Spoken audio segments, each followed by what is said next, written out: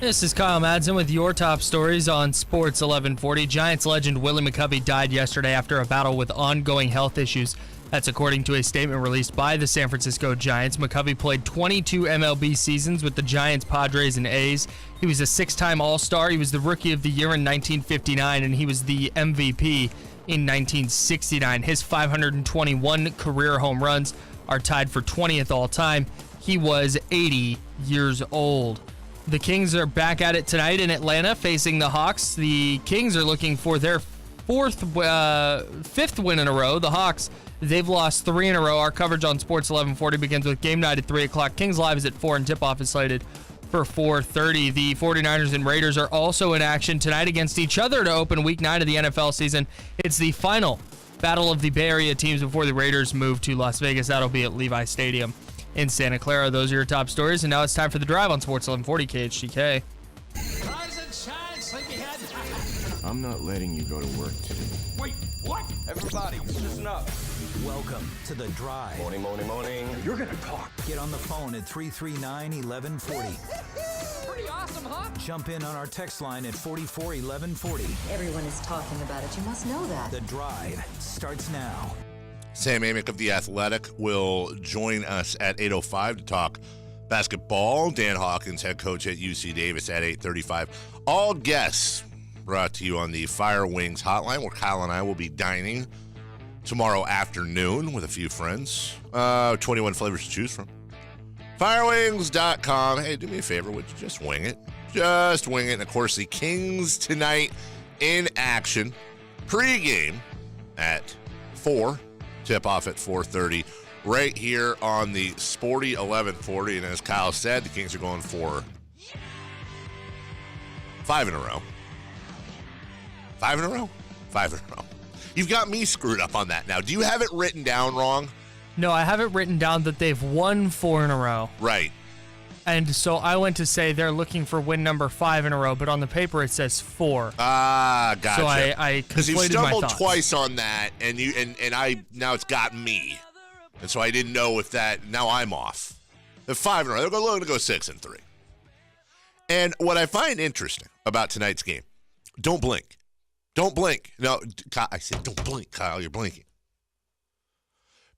Because the Sacramento Kings are second in the league in pace. Every time I hear pace, I think about Pete D'Alessandro, and that bothers me. Pace.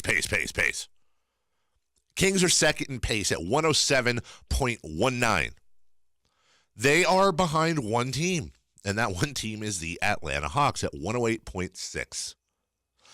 So you have the two paciest teams in the NBA in this young season facing off tonight, and you also have, probably not too coincidentally, perhaps the two fastest point guards in the NBA, or two of the fastest point guards in the NBA, going tonight in the second-year guy, De'Aaron Fox, and the rookie, Trae Young. Don't blink.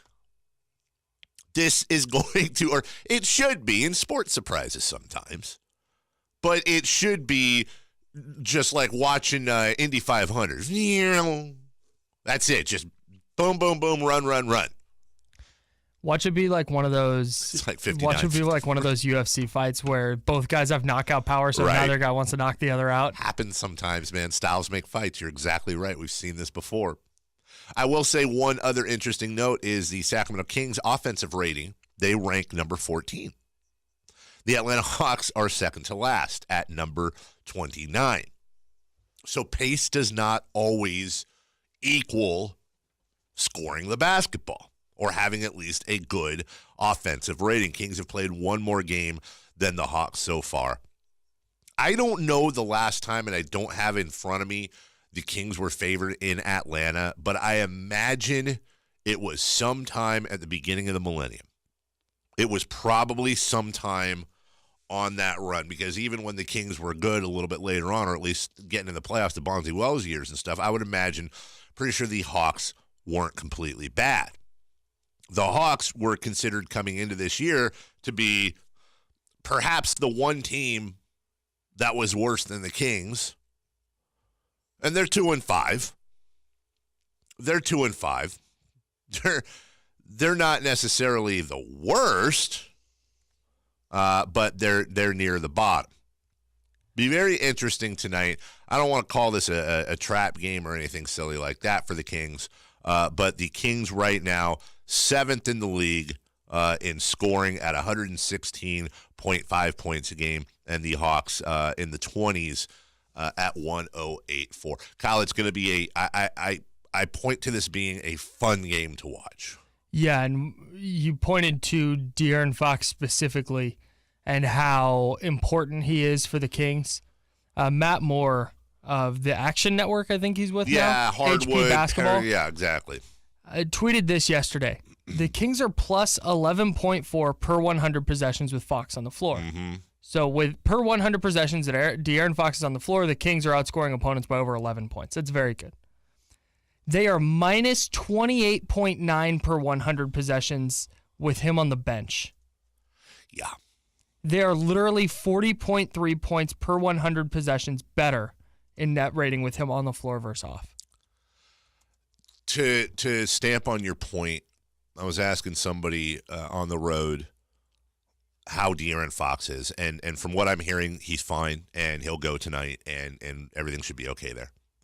And we were having an extended conversation about the Kings, and the thought is that they are De'Aaron Fox and his importance to this team is almost immeasurable. He is the alpha, and I'm saying it is measurable. 40 points. Right.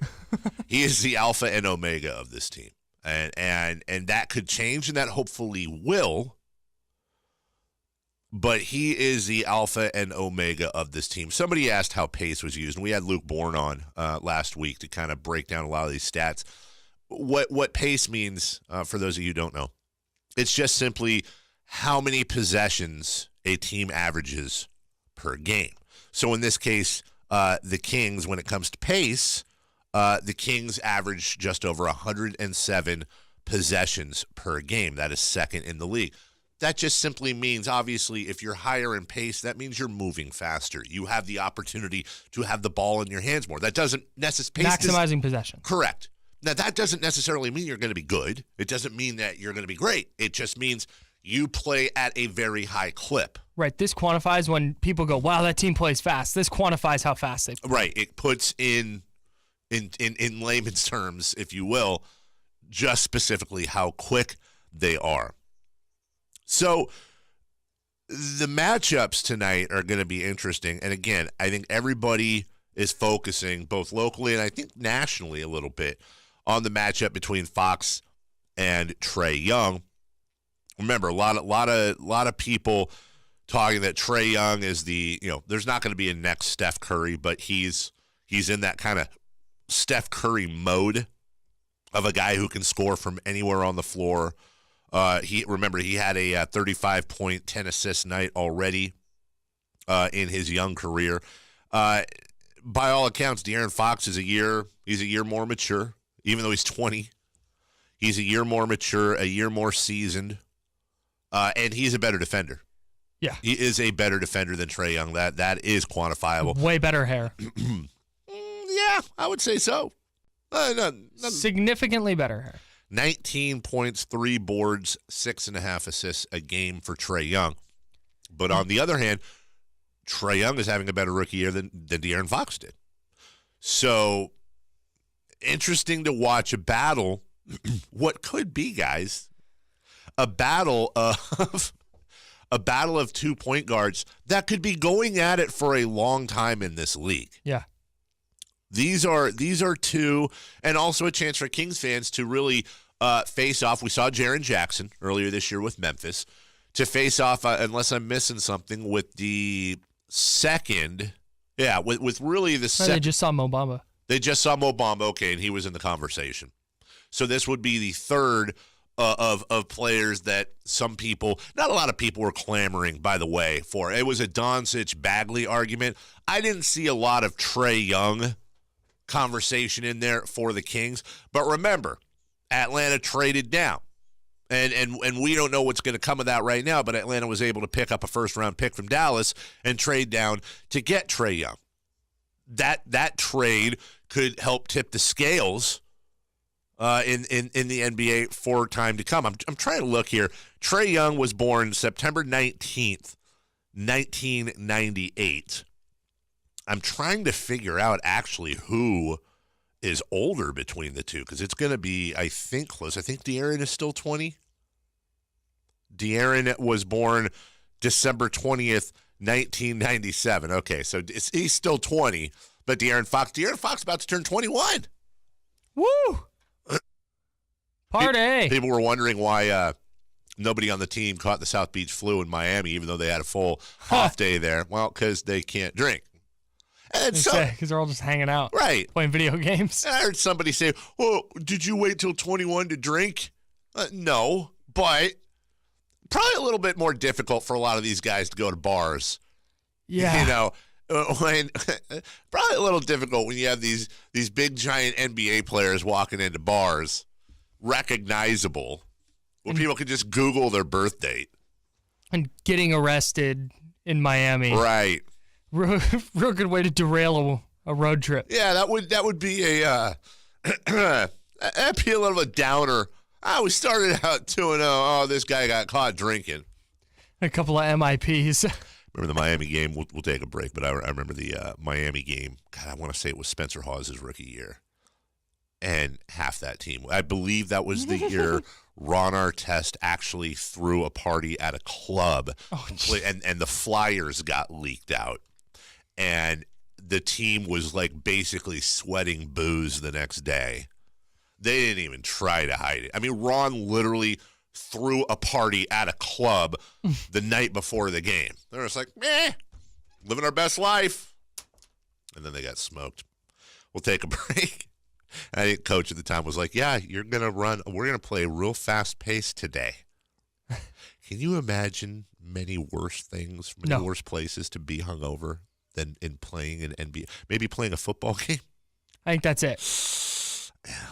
But even then, the adrenaline of survival might kick in. A lot of loud noises, shooty too. hoops, you're just running. 4 Down Territory is next. Le'Veon Bell. A couple of Steeler questions. Juju Smith-Schuster in there. And we'll predict, sort of, the Niner-Raider game. It's The Drive. Sports 1140 KHTK. 4 Down Territory brought to you by Fire Wings. 21 different flavors to choose from. Firewings.com. Just wing it. Question number 1. That would be first down. Yeah, first down. Is Le'Veon Bell playing this year?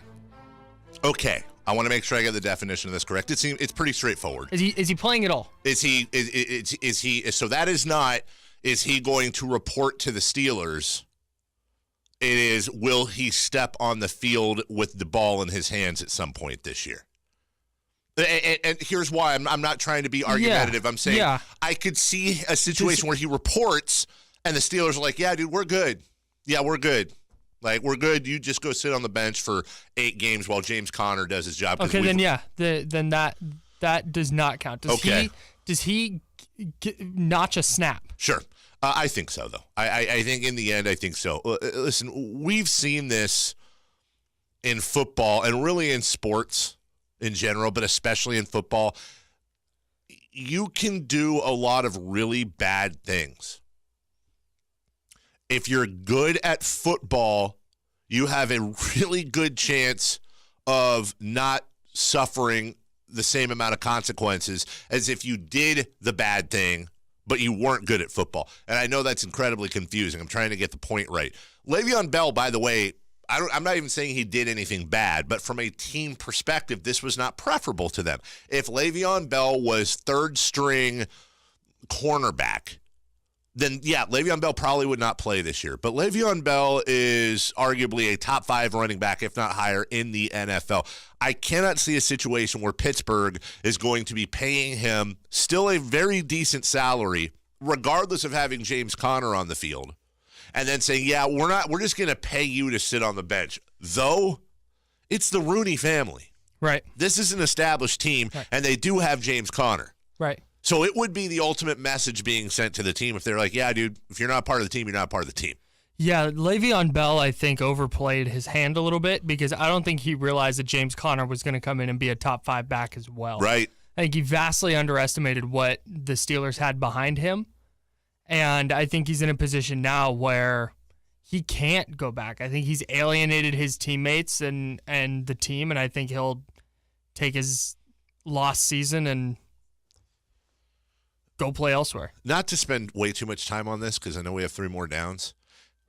Interesting spot for James Conner. You get the ball, you get an opportunity, you bust your ass, and you do the best you can. There's no doubt about that. But at the same time, I wonder if anywhere in James Conner's head or if he and Bell have talked at all where Bell's saying, I'm doing this for me, but this is setting a precedent, I hope, where other players are going to benefit from this. Mm-hmm. You're not helping. No, I don't think that's ever. If Le'Veon Bell, if I'm James Conner and Le'Veon Bell says that to me, he's getting a middle finger, and then we're done talking. That'll be interesting. Second down. Juju Smith-Schuster went trick-or-treating in full uniform last night. Are you cool with that? Okay, so we just got done a half an hour ago talking about how past the age of 13, you shouldn't go out and trick-or-treat. Right. This is an outlet. This doesn't count. This is a beloved member of the Pittsburgh community. By the way, a community that hasn't exactly had the greatest couple of weeks and needs some smiles. He is a fun guy. I don't think he needs the candy. And I think every single person he went up to, and I saw the video, left with a giant smile on their face. Yeah, he's taking pictures, and then he went out in traffic, like at stoplights. Saw that. And was handing out his candy. And he was in a Mike Myers mask, too. Yeah, he was walking around full uniform in a Mike Myers mask. He had his helmet on. That's such a funny, creative thing and such a cool way to – you don't have to,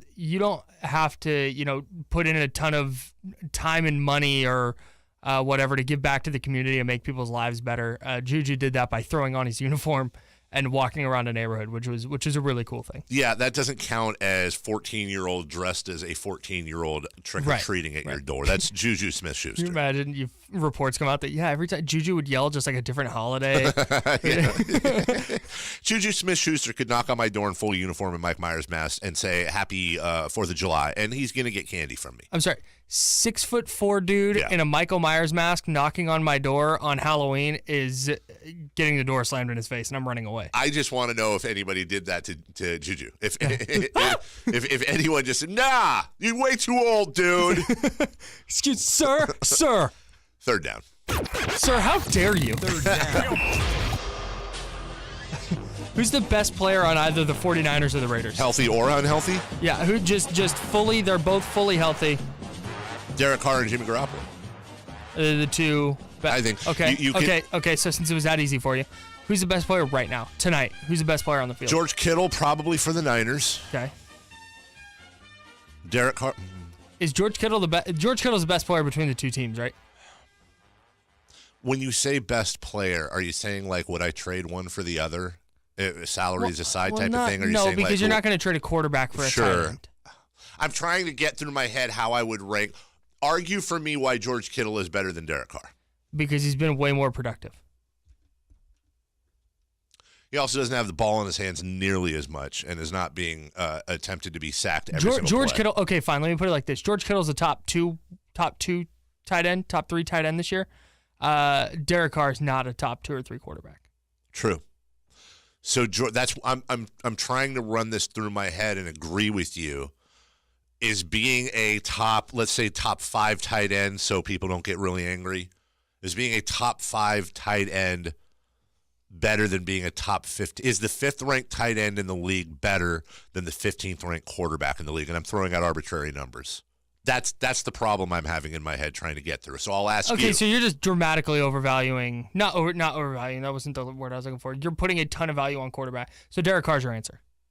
Derek Carr is my answer with because an he plays asterisk. Quarterback. Because he plays quarterback.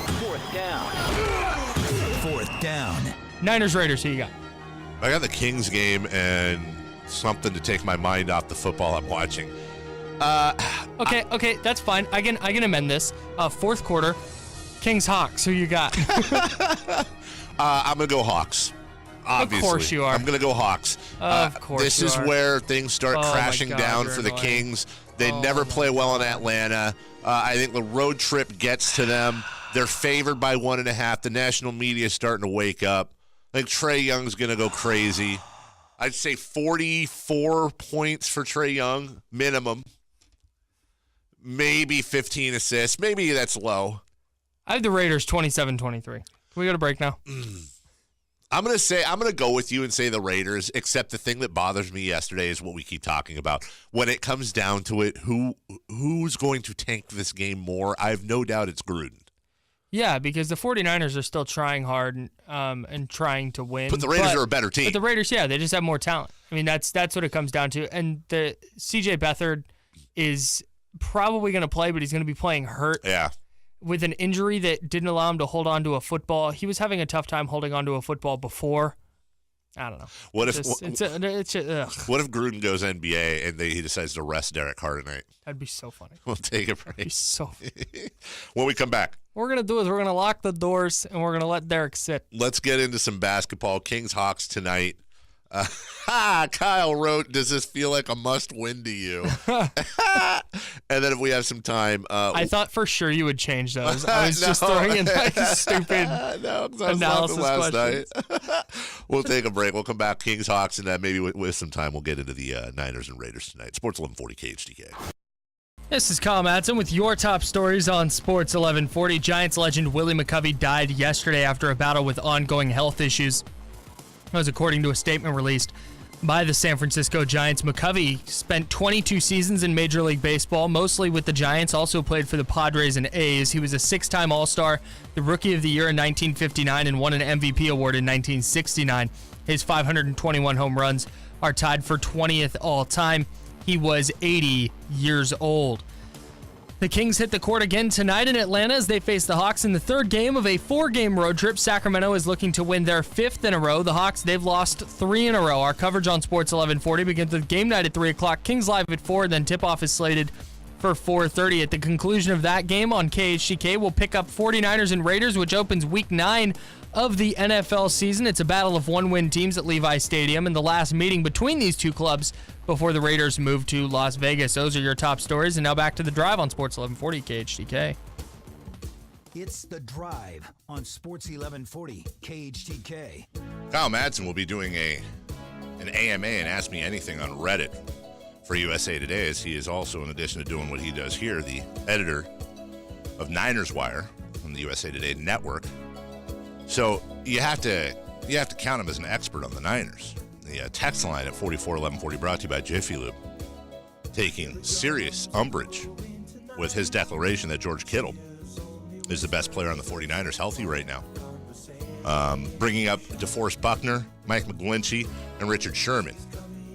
Now, I'm no expert like Kyle, but I would say the biggest argument there would be, is Mike McGlinchey a better player right now than George Kittle? Kyle, if you wish to respond to this, that's fine. If you don't want to dignify this accusation towards you with a response, I understand. No, it's fine. That. I actually appreciate that because Mike McGlinchey is having a terrific rookie season. He struggled a little bit out of the gate, but he's gotten much better lately. He was dominant against the Cardinals. He's been a mauler in the run game. He's getting better in pass protection. He's been a very good pick for the 49ers. Mm-hmm. Whether he is more impactful or better than George Kittle, I don't think so yet, but he's still a terrific player. DeForest Buckner is having a rough year, in part because of the lack of talent around him and teams' ability to focus on him. He is the team's leader in sacks, and they are able to move him up and down the defensive line. Again, very good player. Sherman's numbers, I think, his coverage numbers are really outstanding, but you think they're reputational? I think so, because the Cardinals went at him 4 times for 81 yards, I think, down in Arizona, and he'd given up like 2 receptions all year prior to that. So I have questions about Sherman. Again, all decent players, but Kittle is just game in and game out the most impactful player on the 49ers. And to those that are texting in when we asked that question, who were saying Jimmy Garoppolo, the question was a healthy player right now, not best player that we're going to see in tonight's game, basically, which will be an interesting matchup. I'll watch it, Kyle. I'll watch Niners tonight and Raiders. And you asked this question earlier, or wrote it down at least. Will this continue to be a rivalry with the Raiders in Vegas? And, weirdly, I kind of think it will be. It's tough to have a rivalry when you're in separate conferences. But I have a hard time believing, let's say 5 years from now, the Raiders and Niners play again, 6, 4, 3 years, whatever. I have a hard time believing that Niner fan and Raider fan aren't going to get a little more jacked up than they would for, Niners Chargers, Niners Chiefs. I have a hard. Stop looking at the text line. Text line is making you angry. I can see it. Yeah. Don't look at the text line. Hey, Rich. Because who we the first love, round, by the way. We love Rich is great. We love Rich. Which is partly why I'm so frustrated with him. Because Eric Armstead and Solomon Thomas are not good at football. They're first-round picks, but they're not impactful players. Rich is asking, how is there a lack of talent around DeForest Buckner when they've used first and second-round picks on the defense every year for the last 8 years? They're stacked with high draft picks, but that doesn't mean they're good. Stacked with good players. Sorry. That's going. all. It's a legit question from Rich, but a legit answer from you. Do we need to go through the list of high draft picks that weren't good? Reuben Foster has not been good this year. Solomon Thomas is not an impact player that they thought he would be. Eric Armstead has been up and down. He's mostly struggled, especially as a pass rusher. Cassius Marsh is not a good player. Hey, once upon a time, Tony Mandarich was on the cover of Sports Illustrated, okay? He was supposed to be really good. Sure. He was not. Anyways, I think the Niners-Raiders rivalry will stay because the Raiders fan base is insane, and they will still be very rabid up in this area. Still blows my mind how many Raider fans, the vast majority of Raider fans, will continue to roll with this team when they're in Vegas. That's just, I respect it. It's a cult. Kind of. Yeah. I mean, really, we're fanatics. Mm-hmm. It's all, I want to single them out. It's all cults. Colts, not Colts. Just want to make sure. C-U-L-T-S. But just, golly. With everything Mark Davis is done to this fan base, and them leaving, and them going to Vegas, I don't know. As a Raider fan, I would have this internal struggle. Do I want them to do well when they get to Vegas? Or is there a part of me that wants them to go to Vegas and really be bad for 8 years? Because you'd root for them. You want them to do well. If you're a Raider fan, you still want them to do well in Vegas if you decided to go with them on that journey. But at the same time, isn't that your girl left you and now she just got a 5-year supermodel contract? Well, come on.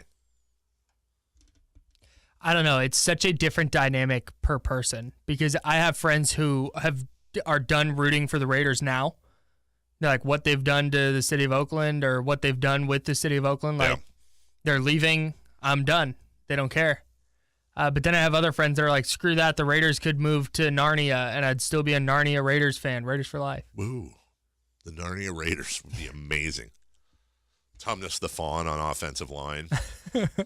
Nope, not doing that. Nope, please don't. Because that'll be the whole segment. Yep. Not lining up Narnia characters. Don't do it. Not doing it. Don't do it.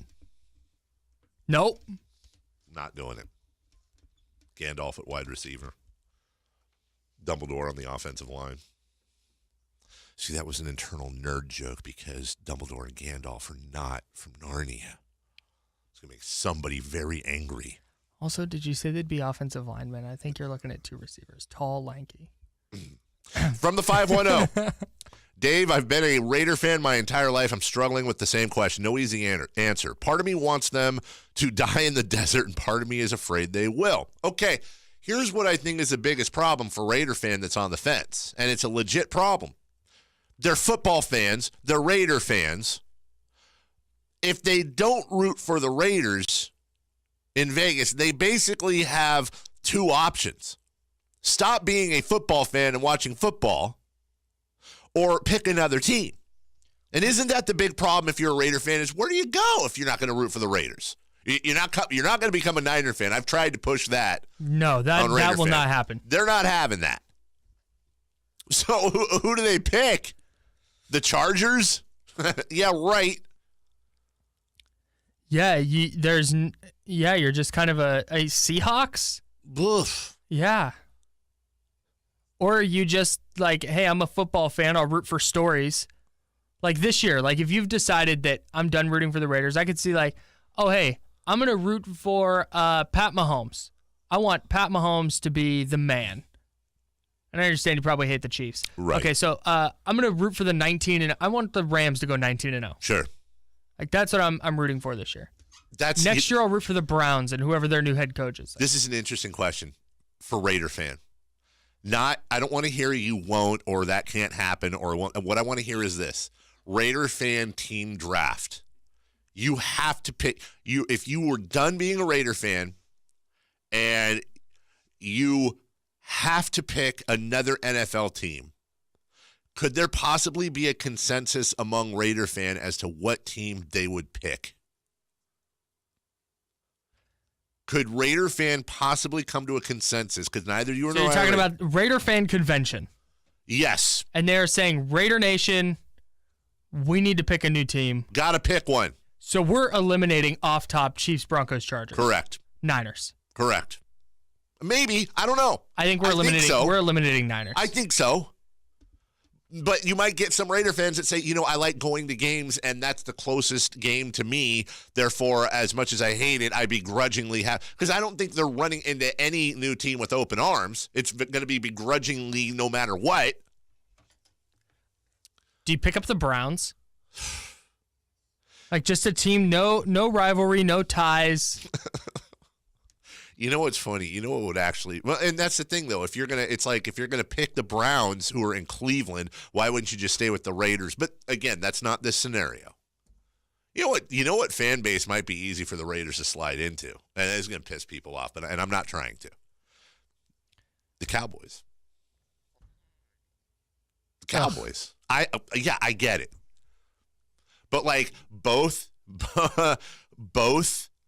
fan bases are brash and loud and outspoken and as much as I hate to say this, loyal, and I hate it about the Cowboys, not the Raiders. Raiders fans, I don't mind saying, are very loyal.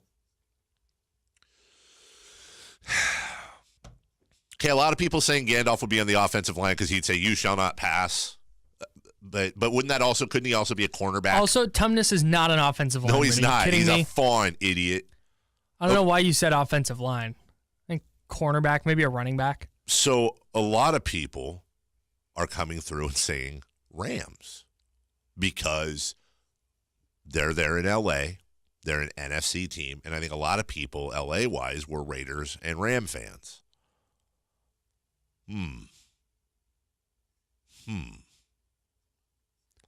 Somebody says Buffalo. Yeah, that's an interesting question, man. I don't know what they do, man. Don't know why I said that. All right, man. That's an interesting question, man. Following Khalil Mack to the Bears. Ooh, that's a good one. My Raiders died with Al Davis. John Gruden is the nail in the coffin. Wow. That's been a while. So you're just an orphan. You're a football orphan. Yeah, I guess you just get really involved in fantasy football. Yeah. Like I said, you root for stories. That's what I do with college football. I don't really claim a favorite college football team. So I just root for, I just don't like Alabama. So I'm just going to root against Alabama. Sure. I just kind of, each year I just... Did I see you attempting to become a Borussia Dortmund fan in soccer? Did I see that correctly? Yeah. No, wrong. Okay. No, Bayern Munich. Bayern Munich. Yeah. They sent me a jersey. Are you serious? Yeah. So And a scarf. they bribed you? Well, they bribed me. They were like, yeah, there's beer. I'm like, all right, I'm in. Where do I watch these? Here's the question I get a lot when we talk about the Raiders thing.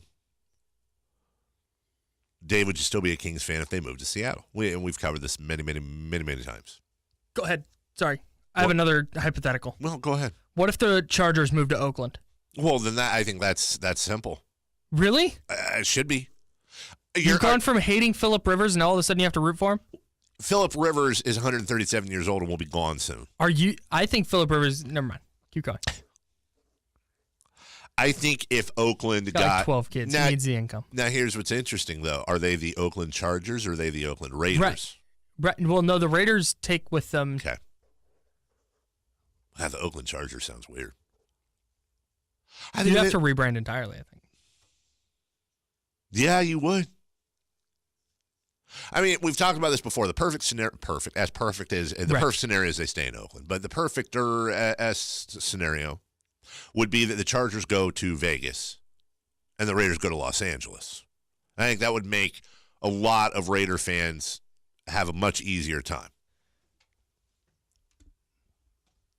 That's not happening, though. The Raiders are going to Vegas. 339-1140, 1-800-920-1140. Hold on, let me put you on hold. I want to bring in a quick guest here. Now you got to turn the mic on, Tom. What are we doing? Okay, hey, Kyle, can you pad for like 3 seconds? We're going to turn off our mics because I got to ask Tom something here. Yeah, for sure. Thanks. I think the idea that the Chargers should move to Vegas and the Raiders should move to LA is just for sure not happening. Sure There's no chance. Okay. Thank you for that. Tom Maley from our sister station, 105.1 KNCI, the Pat, Tom, and Cody show. Got John Pardee coming up in about 3 minutes. Well, now all our listeners are going to go listen to you, Tom. From Dixon, one of the hottest country stars around right now. It's rude. Tom can't hear me. Okay, listen. What? Is that your, where's your boat? My boat is in our parking lot. Yeah. Are you aware that your boat is taking up, along with your truck, 6 parking spots? Are you aware I just went downstairs and moved it because I knew that? Go ahead. Oh, he can't hear you. Wait, go ahead. Let me.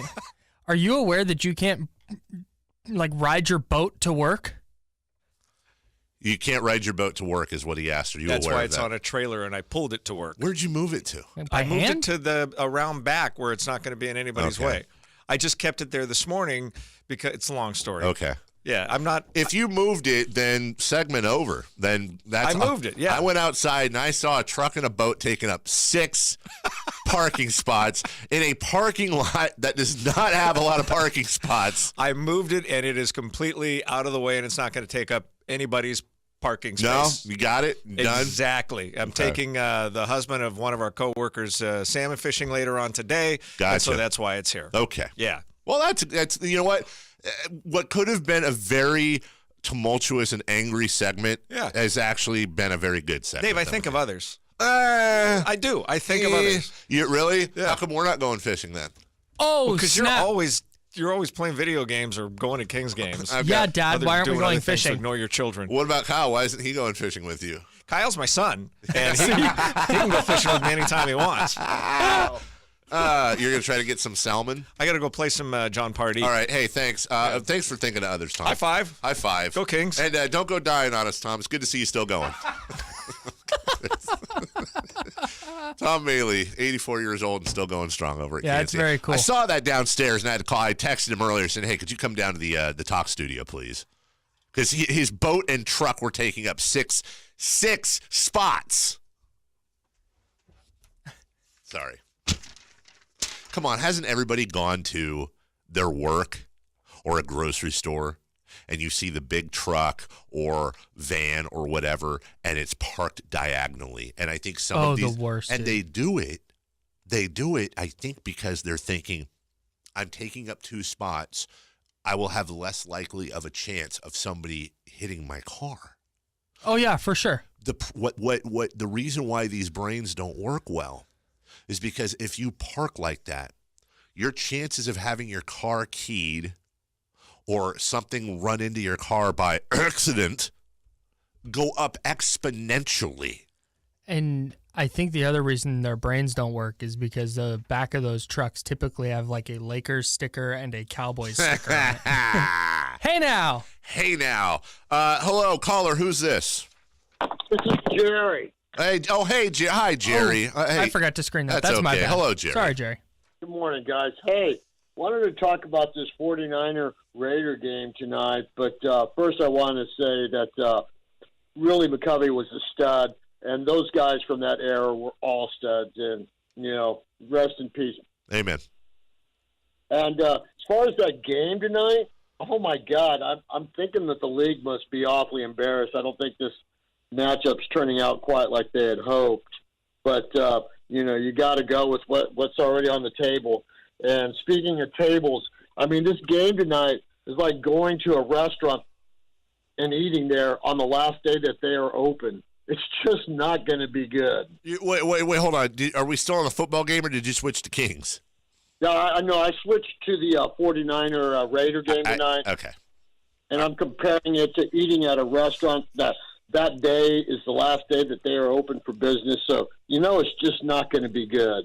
Well, doesn't it happen sometimes in sports, though, Jerry, where we all are convinced that a game is going to suck, but then when you have two crappy teams playing against each other, every once in a while it actually turns into a fun game because nobody can stop anybody. Yeah, I mean, that is definitely a possibility.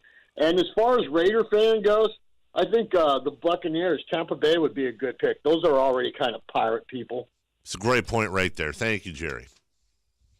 339-1140, 1-800-921-1140. Want to remind you, Jerry is brought to you by Fire Wings with 21 different flavors to choose from. Firewings.com. Just wing it. From the 916, when did Jeff Bridges start calling into the show? I'm so happy. Okay, so I saw the latest movie that Jeff Bridges is in, Bad Times at the El Royale. Okay. And his character, I was trying to figure out who the heck his character sounded like. Jerry. Sounds like Jerry. Thank you, Texter, for... How weird would it be if Jerry was, in fact, Jeff Bridges, and that's just what he went by? Like, we would treat Jerry so much differently because it would be Jeff Bridges. Would we? Bro, Tron, okay? All right. You ever see the movie Tron? No. Oh. I have listened to Daft Punk, though, so... Hold on, you've never seen... I know we've done this many times, but this was not... Hey, this was not on the list. You haven't seen either the old or new lamer Tron? I was going to see the new one, and then somebody was like, you can't see the new one until you've seen the old one. That is correct. Great. So I have not seen the old one. I've not seen the new one because I haven't seen the old one. Oh, by the way. Yeah. I'll tell you off air. Well, I'll tell you, it's a little bit... I'm acquiring a bunch of movies. Oh, are you? Yeah. Several on the list. You're not stealing them, are you? Okay, we'll take a break. When we come back, Sam Amick of The Athletic will join us. When I say we'll take a break, I didn't mean this second, Kyle. Okay. I meant in the future, we will, in fact, take a break. We'll take a break, or two or three. I think part of the problem is we finish off the segment. I think part of the problem, Kyle, is that the original Tron was so amazing because, in part because the special effects were so way far ahead of their time. I think if you watch Tron now, you'd be like, "Ooh, sure, great light cycles." And it was probably so original and different at that time. It was original. And we just kind of have run out of original, different ideas. From the 530, of all the Jeff Bridges movies you go with Tron. What else would I possibly pick? What else would I possibly pick that Jeff Bridges has been in above Tron? Your favorite movie? Yeah, don't even go there. Don't even go there. I'm trying to think. I'm sure there was like a... You're out of your element, Dave. Yeah, see. Most overrated movie in movie history. We'll take a break. Coming up in the final hour. Jerry really ties the show together. Coming up in the final hour, we have Sam Amick of The Athletic. He will join us next. Fun stuff. 8:35. Dan Hawkins from UC Davis head football coach. Hey, guys, local college football is actually doing something fun on a national level, and we should probably notice it. Voice of the Aggies, Scott Marsh, works here, too. Also voice of the Republic. Also voice of Aggies basketball. Do you know that Eric Hasseltine is a former voice of the Aggies, by the way? It's kind of a launching pad to huge careers, as a matter of fact. And we'll get to what's on tap at 8:35. It's The Drive, back in a couple. It's Sports 1140 KHTK.